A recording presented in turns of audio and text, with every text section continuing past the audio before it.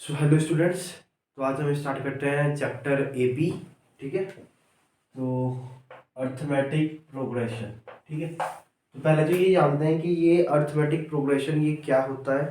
ठीक है, तो अर्थमेटिक प्रोग्रेशन एक ऐसी सीरीज होती है जिसमें जो नंबर्स अरेंज होते हैं उनके बीच में जो गैप होता है वो सेम होता है। मीन्स कैसे, जैसे एक सीरीज मैंने लिखी 3, 6, 9, 12, 15 up to so on, right? So here in this particular series the gap is what? Gap is 3, right? So this series we called as a AP, right? So whenever the difference between the two numbers is same, the gap between the two numbers is same, then at the time that series we called as a AP, arithmetic progression, right? In the same way, one more example, like 5, 10, 15, 20, 25 up to so on.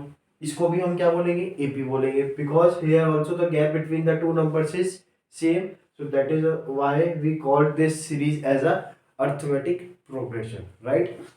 अच्छा, एक और example देखो, means 6, 6, 6, 6, 6 up to so on. Here what is the gap between the two number? यहाँ पे जो gap है ये देखो, यहाँ पे गैप कितना है? यहाँ पे 0 गैप है, यहाँ पर भी 0 गैप है, यहाँ पर भी 0 गैप है, यहाँ पर भी 0 गैप है। तो गैप तो यहाँ पर भी सेम है ना।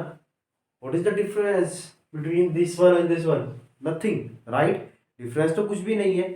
So this is also AP and this is also AP, right? ये बस समझना कि ये AP नहीं है, ये भी AP है, क्योंकि इसमें गैप तो सेम ही है. बेसिक हमारी डेफिनेशन क्या बोलती है AP की, कि whenever the gap, whenever the difference between the two numbers is same at that time, तब हम उसको बोलते हैं AP. So यहाँ पर डिफरेंस क्या है? 0 0 का है. यहाँ पर डिफरेंस कितना है? 5 5 का है यहाँ पर डिफरेंस, तो ये भी AP है. और ये तो है ही, इसमें डिफरेंस 3 3 का है, right? So whenever the difference between the numbers is same, then at that time we call this particular series is AP, right? अब देखो, चलो ये तो बात होगी कि AP होती क्या है. अब इसमें कुछ टर्म्स आती है. देखो ये जो डिफरेंस है ना, सबका सेम है, सभी का डिफरेंस कितना है? 0 है. तो that is why we call this difference as what? Common difference. That is why we call this difference as common difference, right? इसीलिए हम इसको कॉमन डिफरेंस कहते हैं. कॉमन मीन्स सेम, और डिफरेंस का मतलब दो नंबर्स के बीच का डिफरेंस. ठीक है, तो हमेशा ध्यान रखना, कोई भी एपी तभी कहलाई जाएगी, कोई भी सीरीज एपी तभी कहलाई जाएगी जब उनके बीच का डिफरेंस क्या होगा? सेम होगा. मीन्स यहाँ पर अच्छा, इसकी नोटेशन देखो पहले. इसकी कॉमन डिफरेंस की नोटेशन क्या होती है? Small D, right? इसको हम स्मॉल डी से डिनोट करते हैं, ठीक है ना. अब इसमें कुछ टर्म्स आती हैं. टर्म्स कैसे? जैसे मान लीजिए यही एपी है, मैं फर्स्ट एपी की बात, इसकी बात करता है. चलो, ये फर्स्ट एग्जांपल, ये सेकंड था, ये थर्ड था.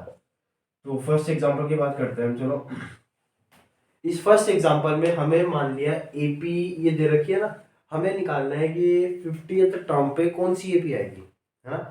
यानी 50वीं जो टर्म, ये कौन सी टर्म है? पहली. This is second term, this is third term, this is fourth, this is fifth, and so on, ऐसे चलते जाएगा. तो अब मुझे डायरेक्टली निकालना है कि 50th टर्म पर जो 50th टर्म आएगी उसकी वैल्यू क्या होगी, वो डायरेक्ट निकालना है. तो उसको हम कैसे निकाल सकते हैं? देखो, उसको हम निकाल सकते हैं बाय यूजिंग अ फॉर्मूला. एक इसमें फॉर्मूला होता है nth term formula, right? The formula we called as nth term formula, and that is what this formula is: an equal a plus n minus 1 into d, right? ये एक formula होता है जिसमें an को हम क्या बोलते हैं? This we called as nth term, this we called as what? First term. ये हमारी कौन सी टर्म है? First term. और ये क्या है हमारी? इसको हम बोलते हैं number of term, and this we called as, अब ये भी ऊपर बताया, कॉमन डिफरेंस, राइट? क्लियर? तो अब देखो, जैसे इसी एग्जांपल में, इसी फर्स्ट एग्जांपल में हमें निकालना है 50th टर्म, है ना. हमें क्या निकालना? 50th term. जो 50th टर्म है उसकी वैल्यू क्या होगी? कौन से एग्जांपल में हम इसकी बात कर रहे हैं? फर्स्ट वाले एग्जांपल की बात कर रहे हैं. तो इसमें हमें जब वैल्यू निकालनी है 50th टर्म, तो पहले इसको मैथमेटिकली वे में लिखेंगे। तो मैथमेटिकली वे में जब मैंने इसको लिखा तो सबसे पहले क्या लिखेंगे, A50। 50th टर्म का मतलब क्या है, A50, राइट। तो A50 लिखेंगे तो A50 का फॉर्मूला क्या बनेगा, according to this one, A plus 50 - 1 into D. ऐसा क्यों बना 50 - 1, क्योंकि देखो 50th टर्म की नोटेशन A50, राइट, और यहाँ पर nth टर्म की नोटेशन क्या है, an, ठीक है। तो इसको और इसको अगर कंपेयर किया तो n की वैल्यू क्या है 50, और वैसे भी तुम नॉर्मली देख सकते हो कि हमें कौन सी टर्म निकालनी है, 50th टर्म निकालनी है, 50वीं टर्म निकालनी है, तो n की वैल्यू क्या होगी 50, राइट। तो n की वैल्यू 50 प्लस, अब a प्लस n की वैल्यू हमने यहाँ पुट करी 50 - 1 इंटू डी। तो एक्चुअली में ये आया क्या तुम्हारा a प्लस 49d, ऐसा आया। अब देखो हमारे पास यहाँ a की वैल्यू भी है और d की वैल्यू भी है। a की वैल्यू क्या है, a किसे बोला था हमने, फर्स्ट टर्म को। फर्स्ट टर्म यहाँ कितनी है 3, so here first term is 3 plus 49 and the last term d sorry common difference, common difference is what here, common difference is 3, so this is 3, right. So इसको हम क्या लिख सकते हैं, दैट इज 3 प्लस इसकी मल्टीप्लाई करेंगे तो कितना आ जाएगा 147, so this is actually 150। So जो यहाँ पे हमारी 50th टर्म होगी, ऐसे डॉट डॉट डॉट करके जो 50वें नंबर पर टर्म आएगी वो 100 पर, उसकी वैल्यू कितनी होगी 150, मीन जो 50th टर्म होगी उसकी वैल्यू कितनी होगी यहाँ पर 150 होगी, राइट। तो है, तो आई होप तुम्हें ये बेसिक फॉर्मूला से कॉन्सेप्ट क्लियर हुआ होगा कि हम कोई भी टर्म कैसे निकालते हैं, ठीक है। और कभी कभी इसमें क्या हो जाता है, देखो यहाँ से तो मैंने डायरेक्ट टर्म निकाली, कभी कभी इसी में वो फेरबदल कर देता है। कैसे करता है, जैसे उसने nth टर्म, मतलब ये 150th टर्म दे दी, 150th टर्म उसने दे दी, मतलब 150 वैल्यू दे दी उसने और बोला कि ये कौन सी टर्म है तो बताओ, राइट। तो कभी कभी उसमें कुछ बस इसके क्वेश्चंस में थोड़ा सा चेंज करता रहता है, वो ऊपर नीचे करता रहता है। कभी वो ये दे देगा तुमसे, तुम्हें बाकी सब दे देगा, एन निकलवा लेगा। कभी वो ए निकलवाने की कोशिश करेगा, डी एन और ए एन दे देगा। इस तरीके से वो इसमें खेलता रहता है, ठीक है। बट एक चीज हमेशा ध्यान रखना इसमें इंपॉर्टेंट है कि जो एन होता है, नंबर ऑफ टर्म, वो कभी भी फ्रैक्शन या नेगेटिव नहीं आती, ठीक है। ये यहाँ पर बहुत इंपॉर्टेंट केस है। क्या बोला कि एन की वैल्यू जो है, जो नंबर ऑफ टर्म्स होती है, वो कभी भी फ्रैक्शन में भी नहीं आती और कभी भी नेगेटिव भी नहीं आती, ठीक है। ये बात को ध्यान रखना, ठीक है। अब हम इस पे कुछ क्वेश्चन करते हैं, ठीक है। तो डिफरेंट डिफरेंट टाइप के 2-3 क्वेश्चन देखते हैं इसमें, ठीक है। तो ठीक है, अब ये क्वेश्चन देखो। तो इसमें क्या है, इसमें ये पूछा गया है कि विच टर्म ऑफ एपी, ये एक एपी दे रखी है, इसमें कौन सी टर्म 52 होगी। मतलब इस एपी में हम आगे जब बढ़ते रहेंगे तो एक टाइम आने पर 52 भी आएगा। तो ये कौन से नंबर पर आएगा, जैसे मैं अगर तुमसे यहीं से पूछूं इस एपी में ये जो 10 है लिखा हुआ है, ये कौन सी नंबर की टर्म है, तो तुम क्या कहोगे, sir first, second, third and fourth, this is fourth term, right. So in the same way इस क्वेश्चन में क्या पूछा गया है कि ऐसे ही जब तुम आगे बढ़ते रहोगे तो 52 आएगा, तो 52 कौन से नंबर की टर्म होगी, right. This is what, which term, यानी कौन से टर्म ऑफ एपी, इस एपी की इज का मतलब होगी कितनी 52 है, राइट। तो उसको सॉल्व करते हैं, देखो तो कैसे सॉल्व करते हैं, देखो एपी दे रखी है और 52 पूछा है कि कौन सी नंबर की टर्म होगी, राइट। तो ध्यान रखना जब भी विच टर्म आएगा ना, हमेशा ध्यान रखना कि कौन सी टर्म होगी। तो हम ये बात पता तो लगा, एकदम से पता नहीं लगा सकते, हम हमेशा मान लेंगे कि वो टर्म होगी nth टर्म, हमेशा, राइट। तब कभी भी किसी भी टाइप के क्वेश्चंस में ऐसा आया कि विच टर्म या which term of this AP, इस तरीके से कुछ भी कभी भी आया तो हम मान लेंगे let nth term of the AP is this, right. हमारे पास एक बहुत अच्छा एक ये कॉन्सेप्ट है कि हम उसको हमेशा किस पर छोड़ देंगे, nth टर्म पे। Let the nth term of this AP, इस एपी की nth टर्म इज 52, वो 52 है, राइट। अब इसको मैथमेटिकली लिख लो, कैसे लिखोगे, nth टर्म का मतलब क्या हो जाएगा, en फॉर्मूला, तो बाद में आएंगे, चलो अभी nth टर्म मैथमेटिकल नोटेशन में an of this AP is मतलब इक्वल टू 52, राइट, क्लियर। तो अब ए एन का फॉर्मूला लिख दिया हमने, a plus n - 1 into D is equal to 52, right, simple. अब फॉर्मूले में जो जो वैल्यू हमें पता है वो हम डाल देंगे। हमें ए पता है, ए क्या है first term that is 1 n-1, D पता है, डी कितना है, डी है 3। अब डी 3 है, ये तुम्हें पता ही है, देखो कैसे निकाला, डी गैप होता है इनके बीच का। अच्छा गैप भी ऐसे नहीं कि एक एक एपी ऐसे भी लिखी होती है, जैसे मान लो 2 लिखी हुई है, ऐसे लिखा है 4 2 0 -2, तब भी तुम कहते हो कि सर गैप इज 2, राइट। इस टाइम देखो गैप तो चलो 2 है, लेकिन सीरीज क्या हो रही है, डिक्रीज हो रही है, तो यहाँ पे गैप एक तरीके का -2 है, ठीक है। तो इसको हम क्या बोलते हैं, इसको हम अगर हमें कभी डी निकालना हो तो हम लोग क्या बोलते हैं कि बाद वाले टर्म से पहली वाली टर्म माइनस कर दो, राइट। कभी भी कहीं भी बाद वाले टर्म से पहली वाले टर्म माइनस कर दो, राइट। तो यहाँ पे डी मैंने कैसे निकाला, बाद वाले टर्म यानी second term minus first term, right. तो सेकंड टर्म क्या है यहाँ पर 4 माइनस फर्स्ट टर्म क्या है 1, तो यहाँ डी की वैल्यू कितनी आई 3 आई, राइट। तो इसलिए डी की वैल्यू 3 यहाँ क्लियर दिख रही थी, तो मैंने शुरू में निकाल के नहीं दिखाया, डायरेक्ट पुट कर दिया, ठीक है। तो ये क्या होगा n-1 इंटू 3 इक्वल टू 52 -1, ठीक है। तो ये प्लस का था, ये तो जाके माइनस का हो गया, तो दैट इज 51। तो n-1 ये 3 इसके साथ मल्टीप्लाई में है, उसको डिवाइड में ले जाओ तो डिवाइड में आ जाएगा ये, n-1 इक्वल टू क्या आ गया, ये 51/3 that is 17, right. So cancel करेंगे 17, तो n की वैल्यू कितनी आ गई 17 + 1 which is 18। So this implies कि इसमें 18th term of this AP, इस एपी की जो 18th टर्म होगी इस 52, वो क्या होगी 52 होगी, राइट है, ठीक है। तो ये ध्यान रखना कि हमने इसको कैसे सॉल्व किया। हमेशा इसमें इस टाइप के क्वेश्चन में जिसमें भी विच टर्म की बात करेगा, हमेशा उस टाइप के क्वेश्चन में हमें क्या मानना है कि let nth term of this AP be this, right. हमेशा nth टर्म पे काम करेंगे हम, और nth टर्म की वैल्यू रखने के बाद फॉर्मूला लगाएंगे, फिर हमारा आंसर आ जाएगा, ठीक है। तो देखो जैसे मैंने पिछले अभी कॉन्सेप्ट में बताया भी था कि कभी तो वो डायरेक्ट टर्म पूछेगा तुमसे, कभी वो पूछेगा कि नंबर ऑफ टर्म, जैसे यहाँ पर पूछा था कि कौन से नंबर की टर्म 52 है ना, तो यहाँ से n निकलवा लिया। जो हमने अभी पिछला एग्जांपल किया था उसमें an निकल रहा था हमने, राइट, a50 निकाला था ना 50th टर्म। तो ऐसे ही इसमें खेलता रहेगा, कभी इधर कभी इधर कभी इधर कभी उधर, कभी कुछ वैल्यू देगा कभी कुछ वैल्यू देगा, इसी में खेलता रहेगा, ठीक है ना। चलो कुछ और क्वेश्चन भी देखते हैं अभी इसमें। सो देखो ये वाला देखो अब क्वेश्चन, तो इस क्वेश्चन में क्या कह रहा है, which term of the AP, इस ये एपी दे रखी है, इस एपी की कौन सी टर्म इज, वो कोई सी एक टर्म होगी जो कि 42 मोर है, 42 मोर का मतलब बड़ी है इससे, उसकी 25th टर्म से, राइट।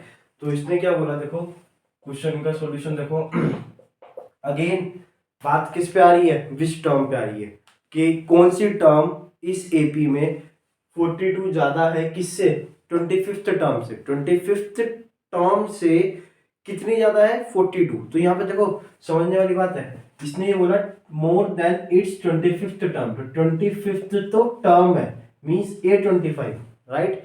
25 वैल्यू नहीं है, 25 is the term, 25th is the term, और उससे ज्यादा कितनी है 42। तो ऐसे उससे ज्यादा 42 वैल्यू, या भी ये 42 वैल्यू है, तो ये कौन सी टर्म सेटिस्फाई करेगा, राइट। तो ऐसे केस में जब भी मैंने बताया, जब भी विच टर्म की बात आती है तो हमेशा हम क्या मानते हैं कि लेट nth टर्म, तो वही काम हम यहाँ करेंगे। तो हम क्या करेंगे, वही let nth term is 42 more than 25th term, right. तो मैंने क्या माना फिर से कि nth टर्म 42 ज्यादा है किससे, 25th टर्म से। तो nth टर्म, इसकी नोटेशन बताओ, इसकी नोटेशन an, इसका मतलब इक्वल टू 42, मोर का मतलब व्हाट, प्लस किससे, 25th term, 25th term A25, clear है।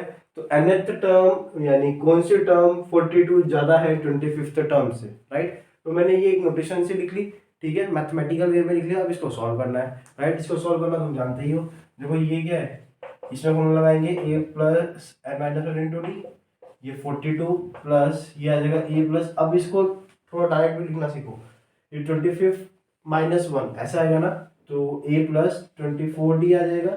ठीक है, क्लियर है? ऐसे आया ना, ये इसी फॉर्मूले में डाला हमने। तो a plus 25 minus 1 24 into D, right, ये ऐसा आ गया। अब देखो ये a इस तरफ है, इस तरफ है, ये कैंसिल हो जाएगा, या फिर इसको उधर ले जाके कैंसिल कर दो, बात एक ही है, राइट। n की वैल्यू हमें नहीं पता, ये निकालना है। और d, अच्छा d हमने यहाँ पर भी नहीं निकाला, d देखो d साइड में एक बार निकाल लेते हैं। d कैसे निकालेंगे? देखो d वही अभी बताया था कि second term minus first term, है ना। तो सेकेंड टर्म कितनी है 11 माइनस फर्स्ट टर्म कितनी है 4। सो इसको सॉल्व करेंगे तो d की वैल्यू कितनी आ गई 7, राइट। तो यहाँ पर d की वैल्यू 7 पुट करेंगे, ठीक है। तो इक्वल टू कितना आ जाएगा, इक्वल टू 42 प्लस 24, और d की वैल्यू वही 7 हमने पुट कर दी, राइट। तो सॉल्व करेंगे तो ये 7 था, इसको थोड़ा सॉल्व करेंगे। 42 plus 7 4 is it is 28, 2 7 2 is 14 और 2 16। इसको थोड़ा सॉल्व किया तो 210, ठीक है। तो यहाँ से n माइनस 1 कितना आया 210, और ये 7 मल्टीप्लाई में इसके साथ, तो इधर जाके डिवाइड में जाएगा, तो ये 30 आ गया। n की वैल्यू कितनी आ गई 30 प्लस 1 विच इज 31। तो यहाँ से तुम एक बात लिख सकते हो, this implies that 31st term is 42 more than 25th term. मतलब क्या हुआ कि जो 31st टर्म है इस एपी की 31st टर्म है, जो इस नंबर कौन से नंबर पे आएगी 31 नंबर पे आएगी, वो टर्म जो 25 नंबर पे जो टर्म आ रही है उससे कितनी ज्यादा है 42 ज्यादा है, राइट। तो हमने इसको सॉल्व कर लिया, ठीक है। तो ध्यान रखना कि जब भी क्वेश्चन आए विच टर्म के बारे में, तो हमेशा किस पर जाना है, हमें nth टर्म पे। हम उसको हमेशा मानेंगे कि nth term of this AP is this, right. तो यहाँ पर भी हमने ऐसे ही माना कि nth term of AP is, जैसे यहाँ पे मोर की बात थी तो हमने मोर वाला मान लिया, is 42 more then it's 25th term. फिर मैथमेटिकल नोटेशन लिखा, nth टर्म का an इसका मतलब इक्वल टू 42 मोर का मतलब प्लस 25th टर्म का मतलब 825। सॉल्व किया, यहाँ से n की वैल्यू आ गई कितनी 31, राइट है, ठीक है। चलो और कुछ क्वेश्चन देखो। चलो ये क्वेश्चन देखो, ये क्वेश्चन क्या बोल रहा है कि कितनी नंबर डिविजिबल है किससे 7 से बिटवीन 200 एंड 500। यानी इसने ये बोला कि 200 और 500 के बीच में कई नंबर होंगे जो 7 से डिवाइड होंगे, ऐसे कितने नंबर है, ठीक है। तो ऐसे क्वेश्चंस को कैसे लगाया जाता है, देखो फिर से देखो एक कॉन्सेप्ट बताता हूँ इसमें पहले। तो जैसे मान लिया 0 से, मैं बोलता हूँ तुम्हें 20, 0 से 20 के बीच में ऐसे कितने नंबर हैं जो 2 से डिवाइड हो जाए, जो 2 से डिवाइड हो जाए। तुम कहोगे कि सर एक तो इनके बीच में नंबर है 2, ये बीच में बोला मैंने, तो ना 20 लेंगे ना 0 लेंगे, तो एक तो 2 है, फिर 4 है, फिर 6 है, और कहाँ तक है सर 18 तक। किसी के दिमाग में आ रहा हो कि 20 भी तो होगा, 20 में 2 से डिवाइड हो जाता है 10, जब डिवाइड करेंगे तो 10 आएगा। पर मैंने बोला इनके बीच में, बिटवीन बोला ना, फ्रॉम नहीं बोला। देखो ये भी समझना, अगर मैं यहाँ पर फ्रॉम बोलता, इसी क्वेश्चन में मैं फ्रॉम बोलता, तो फ्रॉम का मतलब होता है 0 भी आता, फिर उसमें 0 भी इंक्लूड होता और 20 भी इंक्लूड होता। फ्रॉम का मतलब होता है से, मतलब इसने क्या बोला कि 0 से 20 तक कितने नंबर डिवाइड हो सकते हैं, ऐसा होता। लेकिन इसने फ्रॉम नहीं बोला, इसने बोला है बिटवीन। तो बिटवीन का मतलब 0 और 20 के बीच में ऐसे कितने नंबर्स प्रेजेंट हैं जो 2 से डिवाइड होते हैं। तो इसने हमने लिखा 2 4 6 और कहाँ तक 18 तक, ठीक है। तो हमेशा ध्यान रखना, हमें क्या, अब देखो एक चीज और सुनो, तो ये 2 4 6 18 तक है, तो देखो ये ध्यान से देखो, ये एक एपी नहीं दिखाई दे रही, जिसका डिफरेंस क्या है, दो का डिफरेंस है, ठीक है। तो हमेशा जब भी ये डिविजिबल वाली बात होती है ना, तो हम जो नंबर्स कहते हैं कि इनके बीच में इतने नंबर्स जितने से भी डिवाइड है, जैसे 7 से डिवाइड होंगे, तो पहला नंबर पता कर लो किसी तरीके से। क्या बोला मैंने, पहला नंबर पता कर लो किसी तरीके से कि जो 7 से डिवाइड होगा, उसके बाद 7 7 ऐड करते रहना, राइट। मेरी बात समझ में आई। जैसे यहाँ मैंने पहला नंबर पता था क्या था 2, फिर मैंने क्या किया 2 2 ऐड करता चला गया, है ना, तो वो एपी बन जाती है, ठीक है। तो अभी मेन कॉन्सेप्ट यहाँ पर ये आता है कि पहला नंबर कैसे पता करें, ठीक है। तो उसके लिए तुम्हें छोटी सी एक चीज करके देखनी होगी। देखो साइड में करने का एक छोटी सी चीज करके देखनी होगी। जैसे ये 200 है, इसको 7 से डिवाइड करके देखो ऐसे नॉर्मली, राइट। तुमने डिवाइड करके देखा तो 7 2 जा 14 आया, फिर 6 0 7 8 जा 56, तो रिमाइंडर कितना आया 4 आया, राइट। तो रिमाइंडर आया 4। इसका मतलब क्या है, ध्यान से समझना पहले। इसका मतलब ये है कि रिमाइंडर अगर मैं 200 में से माइनस कर दूं, क्या बोला मैंने, if we subtract 4 from 200, right, तो उस केस में रिमाइंडर नहीं आने वाला। मींस अगर मैं रिमाइंडर हटा दूं, उसका कितना कर दूं, 0 कर दूं, तो मुझे क्या करना पड़ेगा, मुझे इसमें 200 में, इस 200 में क्या करना पड़ेगा, माइनस करना पड़ेगा। तो मतलब ये मेरे को 196 लिखना पड़ेगा, तभी तो रिमाइंडर 0 आएगा। करके देख लेते हैं। 196 को डिवाइड करो 7 से, देखो 7 2 जा 14, ये फिर 56, 7 8 जा 56, पूरा कैंसिल हो गया। क्यों, क्योंकि मैंने ये 4 जो रिमाइंडर था ये हटा दिया। आई बात समझ में, ये मैंने 4 जो रिमाइंडर था ये इसमें से माइनस कर दिया, ठीक है। तो 196 आया, पर एक इसका मतलब 196 एक ऐसा नंबर है जो 7 से कटता है, पूरा 7 से पूरा पूरा डिवाइड होता है। अब देखो, ठीक है, ये तो तुमने पता कर लिया कि 196 नंबर है, पर मुझे कौन सा नंबर चाहिए था, मुझे तो 200 और 500 के बीच का नंबर चाहिए था। तो पहला नंबर मेरा क्या बनेगा, तो इससे जस्ट पहले वाला नंबर आया, 200 से पहले वाला, जस्ट पहले वाला नंबर क्या आया, 196, ये आ गया। तो इसमें 7 ऐड कर दो। इसमें अगर तुम 7 ऐड कर दोगे तो क्या आ जाएगा पहला नंबर, बताओ। तो पहला नंबर आ जाएगा numbers divisible by 7 between 200 and 500 are. तो पहला नंबर क्या आ जाएगा, देखो पहला नंबर आ जाएगा 203। कैसा है ये पहला नंबर 203, देखो 7 ने इसको डिवाइड किया 196 को, जो 200 से जस्ट पहले है। हमें तो 200 के बाद वाला नंबर देखना है ना, 200 के बाद वाला, तो 200 के बाद वाला कैसे देखेंगे, 196 में 7 ऐड कर दो, ठीक है। तो 196 प्लस 7 दैट इज कितना हो गया, 4 और 3 203। आगे बात में, तो पहला नंबर आया 203, दूसरा नंबर क्या आएगा 210, तीसरा 200। अब मैं 7 7 ऐड करता जा रहा हूँ। अब लास्ट वाला नंबर देखना है, देखो लास्ट भी तो नंबर देखना है ना कि 500 तो नहीं होगा, ठीक है। चेक करते हैं कि आपका 500 ही हो, देखो चेक करते हैं। चेक करने का तरीका सेम यही, तो 7 से डिवाइड करके देखते हैं फिर से 500 को। तो 7 7 जा 49, 107 1 जा 7, तो कितना आया 3। अब रिमाइंडर कितना आया, अब रिमाइंडर आया 3। तो अगर ये 3 रिमाइंडर में इसमें से माइनस कर दूं तो बात बन जाएगी, है ना। तो यही काम हम यहाँ करेंगे। यहाँ पर भी क्या है, 500 में से 3 को माइनस करेंगे, जैसे यहाँ हमने माइनस किया था। तो वो 500 से पहले वाला नंबर बता देगा जो 7 से कटता है। तो 7 से कटने के लिए इसको माइनस करना पड़ेगा। तो 500 में से जब 3 माइनस किया तो कितना आया, 497। आगे बात समझ में, ठीक है। तो हमेशा ये ध्यान रखना है इन टाइप के क्वेश्चंस में, पहले तुम्हें किसी तरीके से पहला और आखिरी नंबर पता करना होता है जो उस पर्टिकुलर नंबर से डिवाइड हो। कैसे पता कर सकते हैं, सबसे आसान होता है आखिरी नंबर पता करना। कैसे, जैसे डिवाइड किया, जो रिमाइंडर आया वो सब्ट्रैक्ट कर दो, ठीक है। जब रिमाइंडर सब्ट्रैक्ट कर दोगे डिविडेंड में से, तो जो आएगा तुम्हारा वो सिंपली क्या होगा, नंबर होगा, ठीक है। और अगर तुम्हें पहला नंबर पता करना है तो जो रिमाइंडर आया है ना, उसको सब्ट्रैक्ट करा जब तुमने, तो उससे पहले वाला नंबर देगा, है ना। हमेशा ध्यान रखना, उससे पहले वाला नंबर देगा। और हमें तो बाद वाला नंबर चाहिए था, तो मैंने इसमें क्या ऐड किया, 7 ऐड कर दिया, तो मेरे को पहला नंबर पता चल गया।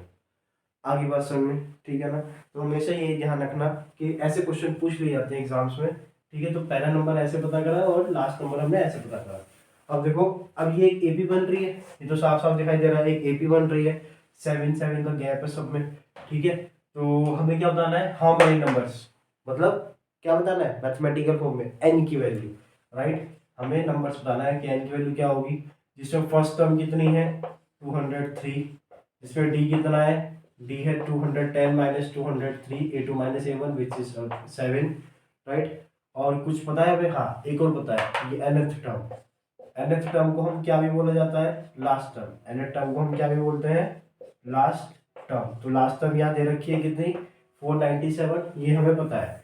तो लगा देते हैं इसी का फॉर्मूला। तो उसका फॉर्मूला लगाएंगे तो आएगा a plus n minus 1 into D equal to 497। Value put करेंगे, a की value 203 plus n minus 1, D की वैल्यू कितनी थी 7 7 लिख दिया इक्वल टू 497। ठीक है। तो यहाँ से जब हमने सॉल्व कराया तो पहले इधर थोड़ा सा कर लेते हैं, -1 इंटू 7, ये आ गया 497 माइनस दैट इज 203।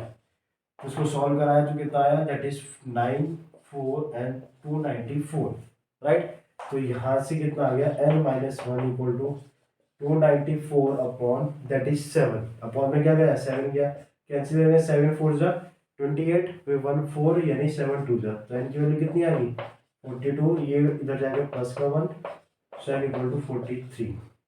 तो मतलब ऐसे कितने नंबर हैं जो इसके बीच में, मतलब 200 और 500 के बीच में लाई करते हैं और 7 से डिविजिबल है, ऐसे नंबर है 43।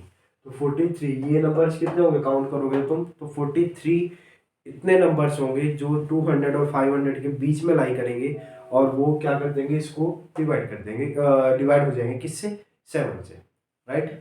तो आई होप ये क्लियर हुआ होगा ये कॉन्सेप्ट। तो इस कॉन्सेप्ट के बड़े क्वेश्चन कई बार पूछ ले जाते हैं, ठीक है। चलिए देखेंगे कुछ और क्वेश्चंस।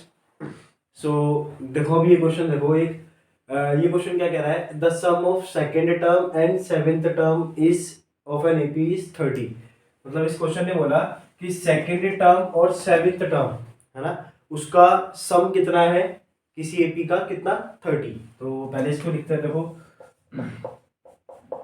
देखो सेकेंड टर्म की नोटेशन क्या होगी, देखो सेकेंड टर्म इसकी नोटेशन होगी मैथमेटिकल वे में e2, राइट। सेकेंड टर्म को तो ए टू ही बोलते हैं, ठीक है। सेवेंथ टर्म को क्या बोलते हैं मैथमेटिकली, एपी की उसमें एपी की कॉन्सेप्ट में ए7, राइट। तो उसने बोला सम ऑफ सेकेंड टर्म मतलब ए2, ठीक है। ए2 का सम का मतलब प्लस किसके साथ, सेवेंथ टर्म के साथ, सेवेंथ टर्म के साथ इसका प्लस कितना है 30 है, इज 30, राइट। पहले क्वेश्चन समझ में आई, कैसे बोला मैंने कि sum of second term and seventh term, right. दोबारा से मेरे फिंगर पे फोकस करना। तो इसने बोला the sum of second term and seventh term, तो उसको मैथमेटिकली कैसे लिखा, sum of second term and seventh term is 30, right. तब हमें और आगे उसने एक और दे रखी है, तो पहले इसको ही थोड़ा सा सॉल्व कर लेते हैं। तो इसको थोड़ा सॉल्व करेंगे तो ये बनेगा a प्लस डी, ये बनेगा a प्लस 6d इक्वल 30। तो ये a plus A 2a plus 7d equal 30, ये तुम्हारी कौन सी इक्वेशन बनी, पहली इक्वेशन, राइट है इतना। उसके बाद इसने बोला इफ, आगे क्या बोला इफ, ठीक है, तो बनाता है इधर।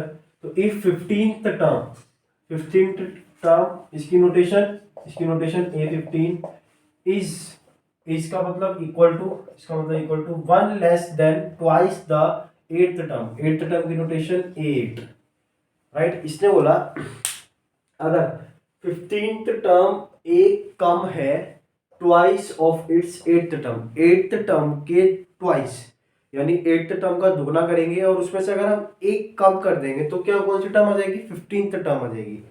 तो मतलब क्या बोला उसने, 15 टर्म इज 1 लेस देन, अच्छा मैंने तुम्हें एक चीज बताई थी, 1 लेस देन जब भी होगा ना, 1 लेस होगा तो वो हमेशा लास्ट में करना है, स्टार्टिंग में नहीं करना है। लेस मोर तो हम स्टार्टिंग में लिख देते हैं, लेकिन लेस वाला कॉन्सेप्ट कभी भी स्टार्टिंग में नहीं लिखते, ठीक है। तो इसको अगर तुम्हें दिमाग में ऐसा आ रहा हो कि सर फ्लो में अगर चलेंगे तो ऐसे लिखेंगे 1 लेस देन ट्वाइस ऑफ 8, तो ये गलत है, ठीक है, ये कॉन्सेप्ट गलत है, ठीक है, ये मत लिखना। 1 लेस देन का मतलब ये नहीं होता है, यहाँ पर 1 लेस का मतलब होता है कि किससे कम है, इससे कम है। देन कंपैरेटिव डिग्री तुमने पढ़ी होगी इंग्लिश में, तो मतलब ये चीज बड़ी है, ये नहीं बड़ा है, ठीक है। तो इसलिए हम इसको क्या लिखेंगे, लेस वाले केस में हमेशा ध्यान रखना, लेस देन वाले केस में हमेशा वो लेस लास्ट में होगा। तो इसको हम लिखेंगे ट्वाइस द एट्थ टर्म, और कितना कम था उससे 1 लेस, क्लियर। अब इसको थोड़ा सा सॉल्व करेंगे, a plus 14d and this will become 2 into a plus 7d minus 1। तो ये आ गया a plus 14d equal to 2a plus again this is 14d minus 1, right. इस 14d से 14d कैंसिल हो गया, ठीक है। और उसके बाद क्या करेंगे, a और 2a इधर आ गया, माइनस का 2a हो गया इक्वल टू माइनस का 1, तो माइनस a इक्वल -1, माइनस से माइनस कैंसिल, a की वैल्यू कितनी आ गई, ए की वैल्यू आ गई 1, ठीक है। अब ए की वैल्यू जो 1 आई वो हम यहाँ पुट कर देंगे, ए की वैल्यू जो 1 यहाँ पुट करेंगे तो 2 into 1 plus 7d equal to 30, तो 70 इक्वल टू कितना आ गया 30, ये 2 1 जा 2, उधर जाके माइनस में -2 which is 28, so D value is what 28 divide by 7 that is 4। तो इसका मतलब फर्स्ट टर्म कितना आया 1, कॉमन डिफरेंस कितना आया 4, तो एपी क्या बनेगा देखो, AP will become what, first term is 1, common difference is 4, तो कॉमन डिफरेंस 4 है, तो अगली टर्म क्या होगी बताओ एपी में, सेकेंड टर्म क्या होगी, मैं तुम्हें दिखा देता हूँ, ये तो फर्स्ट टर्म है, तो सेकेंड टर्म क्या होगी, second term will become a plus D, है ना, ए प्लस, जब तो ये बात समझ में आ गई होगी ना, ये मैं कैसे लिख रहा हूँ, जितना यहाँ पे सफिक्स है उससे एक कम लिखते हैं डी का कोफिशिएंट, राइट, ए प्लस 15 की जगह क्या लिखेंगे 15 माइनस 1 दैट इज 14, ऐसे ही ए8 है ना, तो ए प्लस 8 की जगह क्या लिखेंगे 8 minus 1 that is 7, right, same for this one and this one, right, तो सेकंड है तो 8 2 माइनस 1 दैट इज 1 डी, तो 1 डी 1 को नहीं लिखते तो उसने ए प्लस डी लिखा, तो ए इज 1 और डी कितना है 4, तो ये आगे कितना 5, first term is 1, second term is 5, अब ये जो गैप कितना था 4 का था, तो 4 4 ऐड करते चले जाए, तो 4 ऐड किया 9 देन 13 देन अप टू 16, ये हमारा आंसर था कि हमें एपी निकालनी थी, तो एपी कैसे निकाला मैंने, पहले ए निकाला, फिर डी निकल गया और फिर उसके बाद एपी निकल गया, क्लियर है यहाँ तक, ठीक है ना। तो हमेशा ध्यान रखना है इस टाइप के क्वेश्चंस में क्या होता है, कोई कई बार इक्वेशंस बनवाएगा वो तुमसे, और इक्वेशंस को कई बार ये तो देखो डायरेक्टली सोल्व हो गया, कभी कभी एलिमिनेशन भी लगवाएगा यहाँ पर, है ना, एक एलिमिनेशन जिसमें साइन चेंज करते थे कभी कभी, और कभी साइन की चेंज की आवश्यकता नहीं भी होती थी, तो ऐसे क्वेश्चंस करवाएगा वो 2 इक्वेशन बनाने का, ठीक है, तो वहां से हम ए और डी की वैल्यू निकाल लेंगे, ए और डी जब हमारे पास किसी एपी का आ जाता है तो फिर समझो पूरी एपी आ गई, और हमें यहाँ पर पूरी एपी ऐसे लिख दी, राइट, क्लियर है।